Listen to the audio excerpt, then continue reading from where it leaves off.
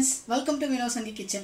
இன்னைக்கு நல்ல ஹெல்தியான ராகி மாவை வச்சு ஓரங்கள்ல கிறிஸ்பியாவும் நடுவுல நல்ல பஞ்சு போல சாஃப்ட்டா இருக்கிற ராகி ஆப்பம் எப்படி செய்யறதா இந்த வீடியோல பார்க்க போறோம்.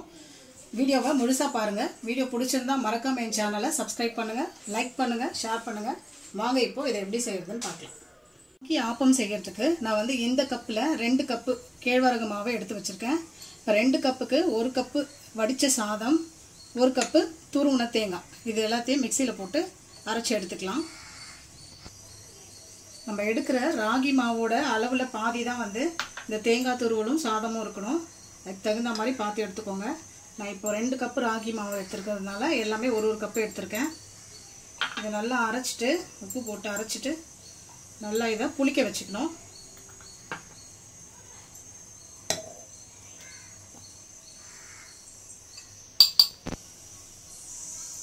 மாவுக்கு தேவையான அளவு உப்பு,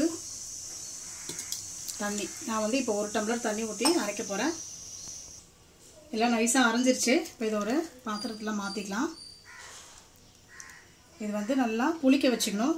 இப்போ நீங்கள் காலையில் செய்கிறதா இருந்தால் நைட்டு அரைச்சி ஓவர் நைட் புளிக்க வச்சுக்கோங்க. இப்போ வந்து கையை வச்சு நல்லா கலந்து வச்சுக்கலாம். அப்போ தான் வந்து மாவு நல்லா புளிச்சு வரும்.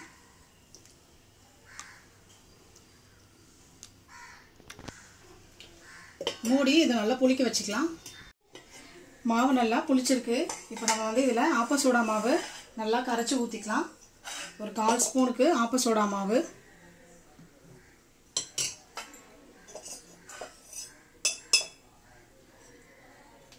தண்ணியில் கரைச்சி ஆட் பண்ணணும். அப்போ தான் வந்து ஆப்பம் நல்லா சாஃப்டாக ஓட்டையாக நல்லா கிறிஸ்பியாக வரும்.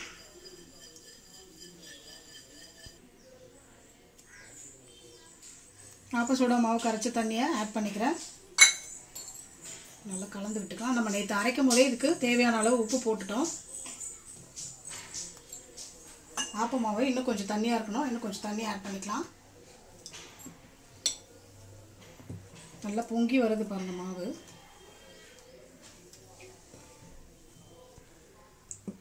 ஆப்பச்சட்டியை வச்சுட்டேன், நல்லா சூடாயிடுச்சு. இப்போ இதில் ஒரு 1.5 கரண்டி மாவு சேர்த்துக்கலாம்.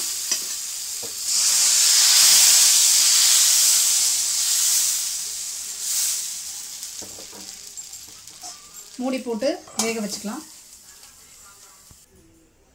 ஆப்பம் வந்துருச்சா செக் பண்ணிக்கலாம். சூப்பராக வந்திருக்கு பாருங்கள். ஓரங்களெல்லாம் நல்லா கிறிஸ்பியாக.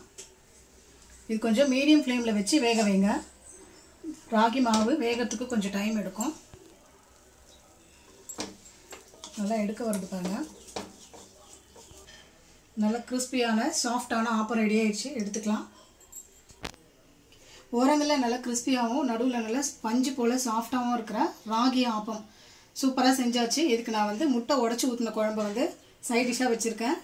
நீங்களும் இதே மாதிரி செஞ்சு பாருங்கள். செஞ்சு பார்த்துட்டு எப்படி இருந்துச்சுன்னு கமெண்ட்ஸில் சொல்லுங்கள். இந்த வீடியோ பிடிச்சிருந்தா மறக்காமல் என் சேனலை சப்ஸ்கிரைப் பண்ணுங்கள்.